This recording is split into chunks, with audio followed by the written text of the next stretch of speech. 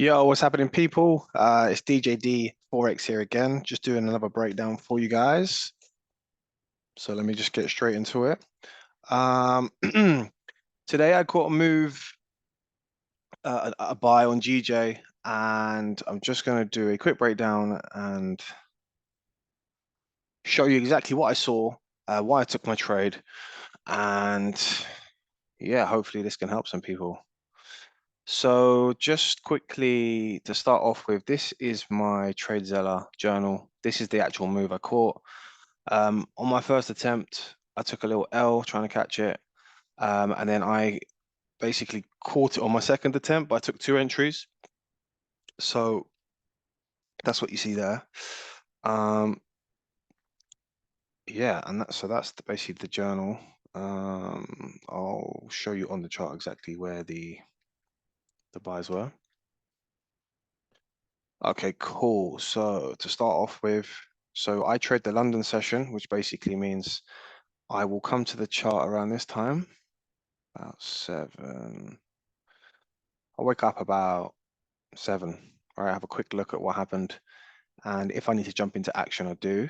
In this scenario, I see that the same thing happened yesterday, actually. If you saw my video that I did yesterday, you've got Asian range liquidity here. And then price made an impulsive move towards the downside. I thought that was my sweep. And I think I took my buy here. My first entry was there. So what happened was price made its what I thought was the sweep. It pushed off quite quickly. I didn't get it. Created a fair value gap here, I think like there. And I took my entry off the fair value gap, and then it just kept going down. So basically, luckily, I was able to cut that one quite quickly. So I didn't lose much. I think $260. Okay. So right, first things first, let's just zoom out a little bit. Let's have a look at what we can see. All right, so all right, we have been in this range, right, since Friday. All right, and I've been buying just off of this support, literally. All right, I caught that move.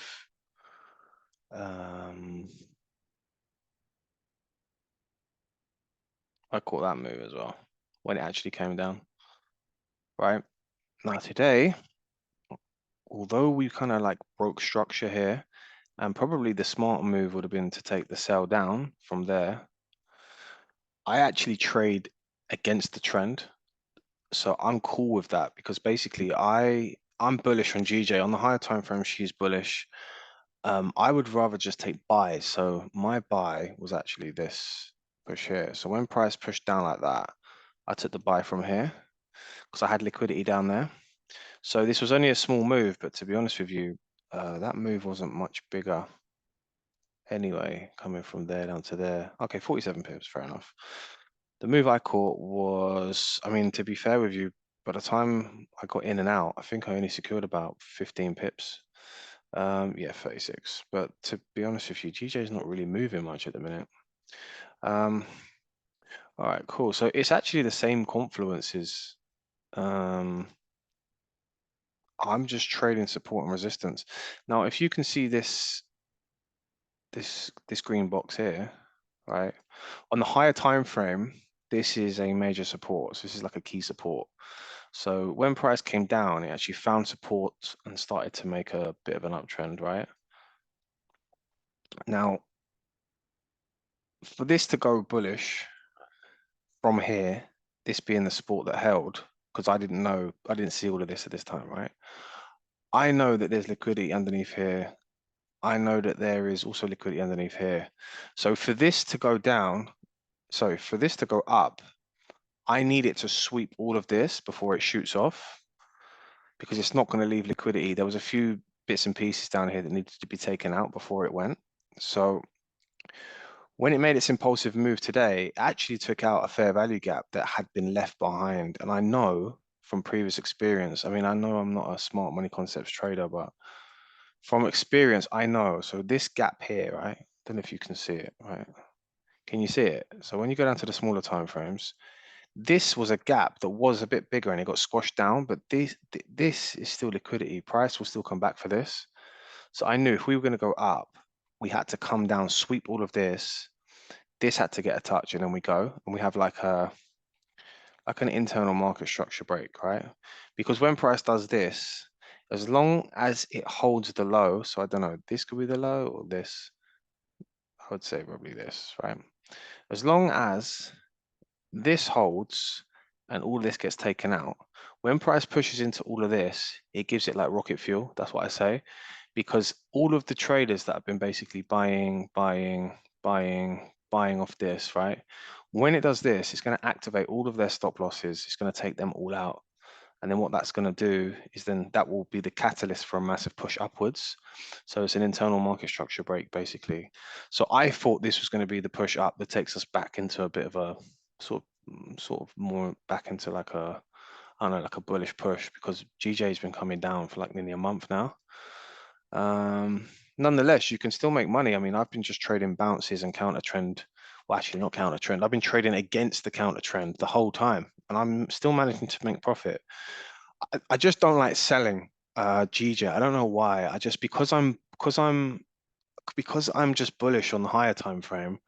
Um, I just feel like there's still power in all the bounces. So I am just trading against the counter trend.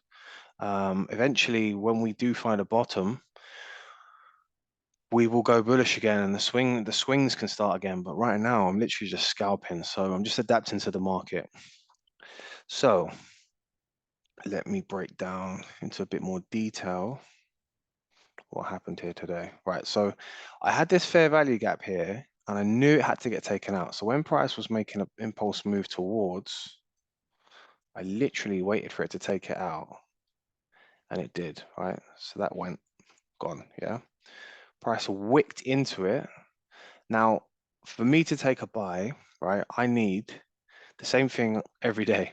Price to make an impulsive move towards liquidity, take out the liquidity, right? So in this case, you had a level, you had a QP. So this is the 181250, right? And I need to see exhaustion on minimum the 15-minute, right?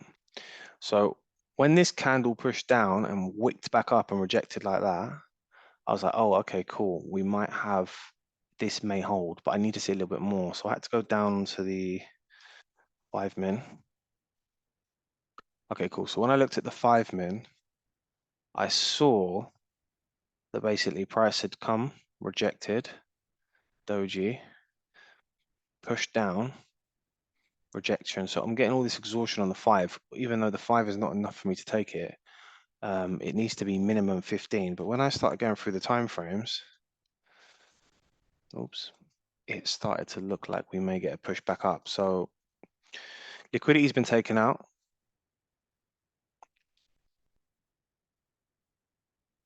Also, this low was also a reason. This low was respected. This is another reason why I thought, right, we're going to go, because this is as far as it can go down before it breaks structure, like this main structure. So if this is your higher low, I'm not going to count this wick actually. I'm just going to count this, right? That's my higher low in my eyes, right? So price has come to basically a near enough point of invalidation. So if it was to break here, then we're going down, right? This whole setup, this whole, like my fib that's basically drawn from here to here. And then that's, I guess, point C is here, right? The whole thing's invalid. So as long as this holds, you've basically got the best possible place you can take an entry from without it breaking structure.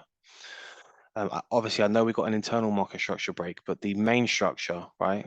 Significant structure, the higher lower that's there. So we're in a uptrend, right?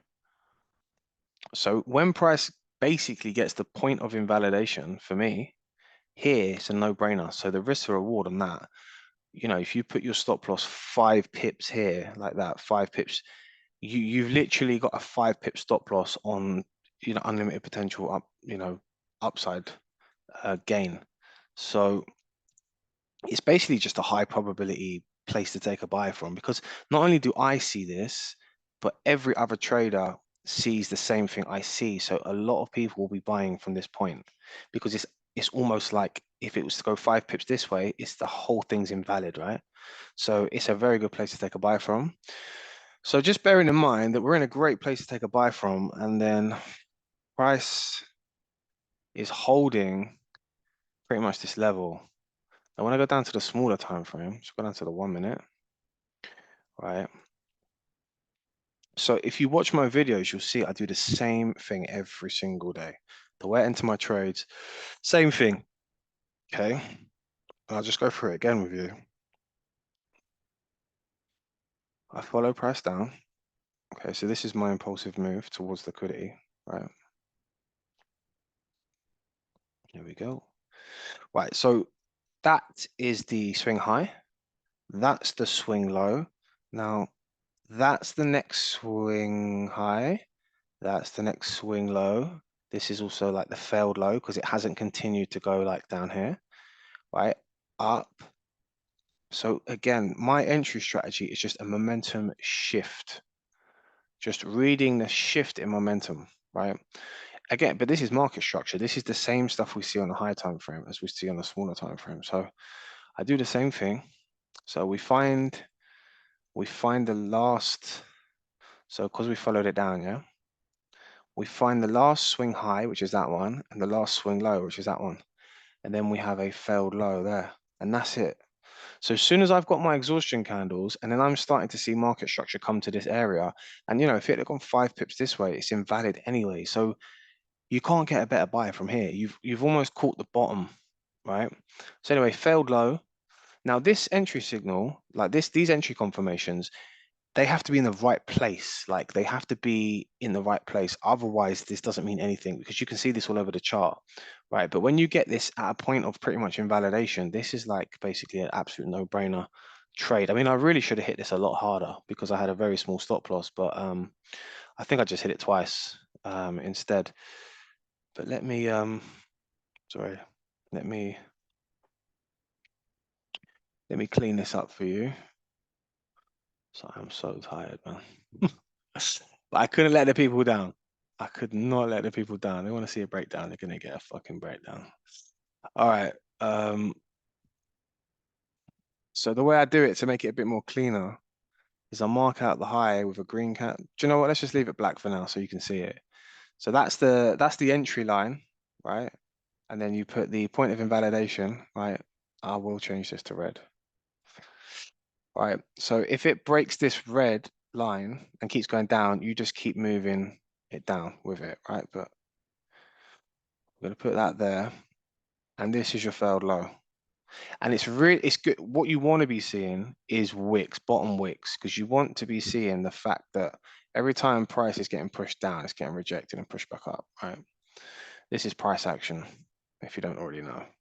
Now, what you need to see, right? So we've marked this out on the 1 minute market structure, right?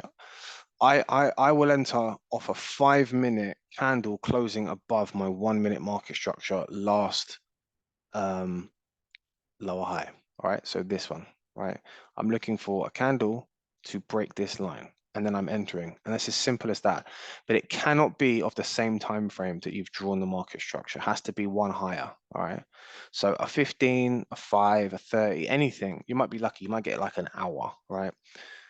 But just generally, it's normally a 5 or a 15. So let's just jump onto the higher time frame quick. Let's just jump to the 5.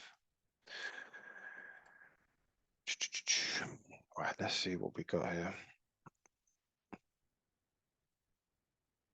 All right, so based on the 5 minute candle, right? This candle here, let me just move this out of the way. This candle here, like not only did it engulf the previous candle, right? Let's just have a look at it. Let's get all this off 1 second. Oops. Right. Not only did it engulf the previous candle, right? We also had like a hammer candle here. I know it's not a green hammer candle, but it still has the same principles of what happened. Basically, I'm just reading the wicks and what the wicks are telling me. So I've got seller's exhaustion coming in here. Got a doji, potential change of direction. And I've got a new candle printed, push down. Buyers have pushed this back up. And then we have an engulfing, right? Now, what would have been better is if, what would have happened? I believe a fair value gap would have printed there like that. It did, and it went across like that. And that was another entry that I was going to take. But just this push was my entry confirmation, right? And I did take this, right? But because of the nature of GJ at the minute, right? I literally TP'd when it got to here. So I was in and out very quickly. I mean, that says 30 pips, but I didn't get in there. I got in probably around there, and I didn't take profit right at the top. I TP'd about there. So 23 pips, but by the time you've paid, you know, commission, spread, all of that stuff, I think it was $1,100 net on the day. But it's very simple. Like, I do the same thing every day. Like, I wait for price to make an impulsive move towards liquidity, and then I just trade the reversal. So you could put a trend line if you want. To be honest with you, you know what I said about trend lines, like, you can make a trend line fit anywhere. It doesn't really mean anything. It's all about price action, right? It's changing direction off of a key level or an area where there was something there that price was looking for, and price was looking for the fair value gap that was there, and also it got very close to point of invalidation. So you just couldn't have taken a better, the trade couldn't have happened in a better place. It just gave me confidence that basically from here we're going up. But as you can see across the rest of the day, it didn't. But we didn't know any of this. This data hadn't printed yet, so we didn't know any of this. So as far as everyone's concerned, everyone's bullish. Well, on the higher time frame, bullish on GJ. This level, right? This green box is a key level. Price has been pushed to point of invalidation. Like, at this point, you got to remember the reason the chart moves is because other people push it. Like, you're hoping that someone else pushes that chart, and you're betting on the movement. So for me, you got to look at how other people are looking at it. That's a good place to take a trade. So yeah, point of invalidation, 181250 QP, fair value gap got taken out. We got an impulsive move towards the downside, even if you're just catching a bounce, because when price makes a move like this, a sudden move like this, it has to have a bounce. It can't just keep going in the same direction. It has to have some kind of a bounce, even if it did that, right? On some days, these bounces can be 50, 60 pips. I mean, I would feel a lot better if we were in a uptrend, and I'm trading with the trend, because I'm actually trading against the trend, the counter trend at the minute. But it is what it is. I'm still managing to make money. I'm still managing to accumulate and contribute towards passing my challenges that I've got on at the minute. I've got 3 200K accounts in my copy trader, all at different phases. So hopefully I'll get all that passed within the next couple of weeks. Yeah, and that's pretty much it, guys. So, I mean, if you want to see some higher time frame confluences, this is the level that we're basically sitting at the minute. We've already had a push into it and a rejection, right? And then that's where that range was there. And this has just come down. It broke the range, it broke the smaller range that we were in, but it hasn't taken out this higher low. So for me, potentially, this is just a, you know, a place for us to find support and start making our uptrend. But as the day went on, it kind of melted a little bit. So I don't know what's going to happen. Is this going to be the, you know, the start of a bit more of a downtrend, more aggressive downtrend? Not quite sure. It doesn't really matter because I'm day trading, right? When the time is right, I will swing trade. I do know how to swing trade. I'm pretty good at swing trading. I was taught by a really good guy. But as you know, look at price action. Can you swing? If you were a swing trader, you wouldn't have a trade here. So you've really got to be in and out, intraday trading, scalping, making your money where you can, and just keeping risk management tight. To take to take a buy from basically point of invalidation with a 5 pip stop loss, like that's a dream. They're the kind of trades you want. So that's it, guys. I just wanted to give you a quick breakdown again, because people are really starting to message me and ask, "Oh, what did you see? How did you catch that? I was trading GJ today and I didn't see that." And I'm just thinking, well, I just know my move. I know what I'm looking for. I know how price reacts to liquidity, and I know that there's got to be some kind of a bounce. So I'm pretty confident in what I'm doing. And yeah, hopefully these videos can help other people, because I remember when I first started trading, I actually was lost. And I really, really, really, really wanted to make this my career. Like I really was excited about it. But you know what it's like when you first start trading, it's just a lot of disappointment. Like you really don't you don't get it at the start, do you? But you got to keep showing up every day, and eventually it just starts to click, and then you start to notice things, and then you start to trade things and it works. And then you understand your strategy. You start to gain your source, and then the rest is history, really. But you've got to keep at it. You've got to be obsessed, otherwise I don't know. If you're not obsessed with it, I don't know how you're gonna stay motivated. Just looking at the previous daily candle as well, right? So just one thing about the previous daily candle. I was pretty optimistic about this becoming the start of the uptrend, to be completely honest with you, because we had this candle came down, rejected off this level. This was a doji, so no, it wasn't a doji. It showed that bulls had a bit of power. They pushed up and it came back down, and then this candle sort of like lows were holding. So I was like, wow, okay, we're gonna go back bullish, which is gonna be great, but don't know, this candle has other plans. So if it engulfs that, don't know, we'll see. We'll trade what we see. So yeah, that's it, guys. If you have any questions, add me on Instagram, DJD FOREX, all one word. Add me on TikTok, add me on all socials, Threads, Twitter. I have the same name, DJD FOREX, all one word. If you have any questions, just drop me a message and I'll try and help. And that's it for me, guys.